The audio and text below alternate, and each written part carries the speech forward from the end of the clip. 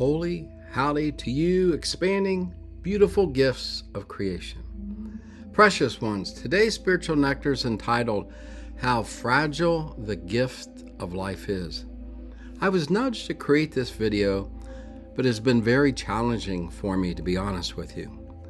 The foundation of this sharing is my experiences of thinking I'm dying when I was very close to drowning when I was young, the time when I and another car was going to hit on, but both cars kind of defragmentized, and after we went through one another, reassembled. The time I fell from a cliff from 60 foot up and landed in a pile of leaves that we didn't think was there beforehand, and then my near-death experience. Author Chuck Palahniuk wrote, quote, "We all die. The goal isn't to live forever. The goal is to create something that will." End of quote. What a very illuminating quote.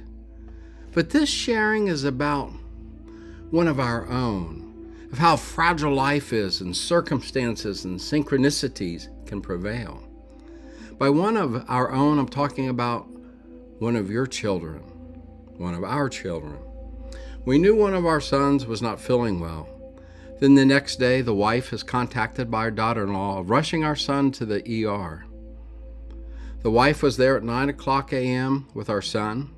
He was in much pain. He fell the day before, tripping on the couch, and the pain was getting overbearing. At about 10:20, he had a major seizure in the triage room. At the time, there was Diane and the nurse in the room. A team came in and they brought him out of it. But if this would have happened at home, they said, he would not be here. He had a collapsed lung, fractured rib. They placed a chest tube in him, intubated and put him on the ventilator, wires going everywhere on him. He was sick and fell at home. What if LC, my nickname for our son's wife, did not drive him to the hospital?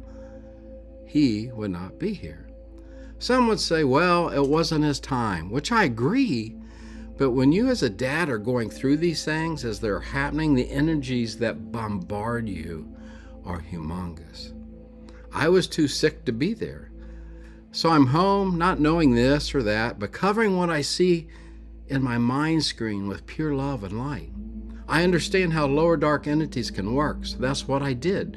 Knowing these dark energies cannot take pure love and light, which I gathered with my mind thoughts and my heart thoughts and released them. But the balance of being in this life and not being in this life is so very fragile. Helping other precious souls to cross over has been amazing realizations of what is going on in this fragile place of being here one breath and then the next breath not being here. I came across this quote in a Buddhist reading that I was doing here recently.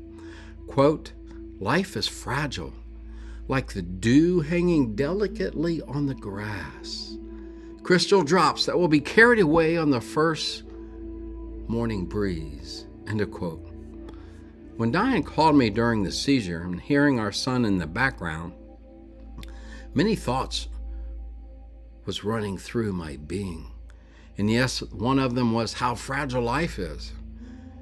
Will our son be here or not be here with each second of a seizure?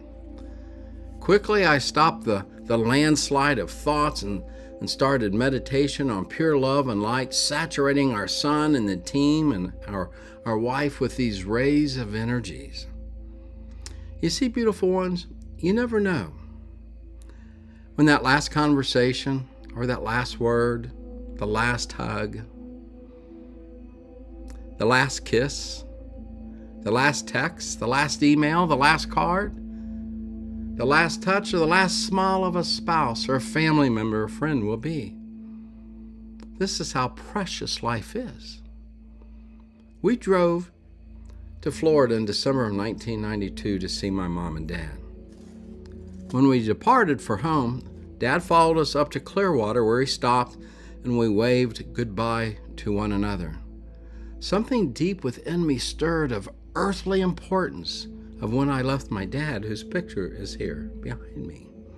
The cosmos knew, and I was getting one of those cosmic nudges.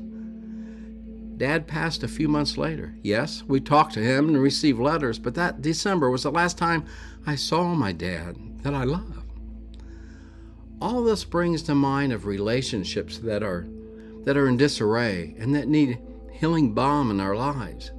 It is easier to do the healing balm when both people are in this realm.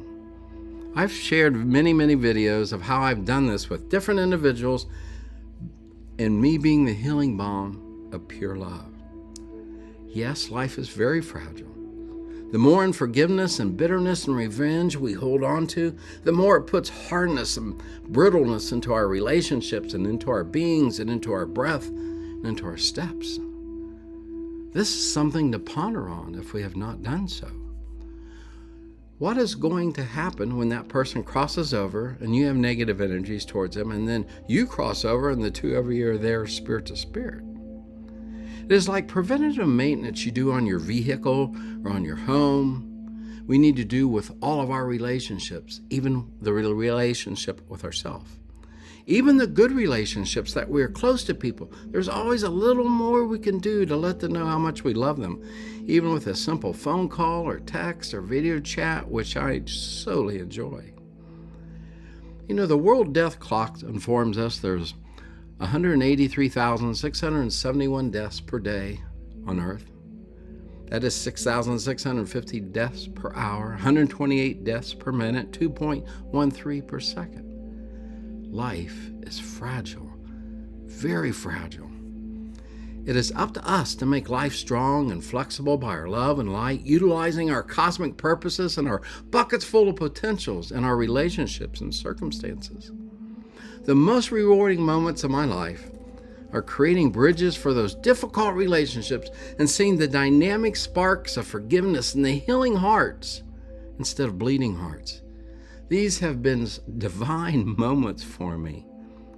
Rumi wrote, quote, "Forgiveness is the fragrance that the flower gives when they are crushed," end of quote. It is like a higher frequency scent, which I have taken in. We are here for much higher reasons than many think. Life is precious. Life is fragile. Thank you for stopping by. Be you, precious one. Everyone else is taken. Big sky hugs to you. I am thankful for each and every one of you. Have a wonderful and meaningful day, and I'll be thinking about you and your family and your friends. And Rev Ned loves you.